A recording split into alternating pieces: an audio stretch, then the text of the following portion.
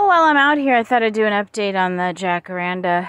So, this one died completely. I haven't taken it off yet, though.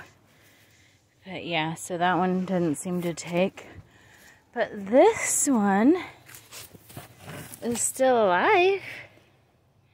At least, right? So, I can't really tell right now. But maybe if I stop recording and get into it, I can check it out.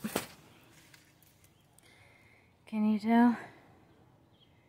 If there are roots, I cannot. Alright, so apparently I didn't take it all. There was a bunch of ants in it though.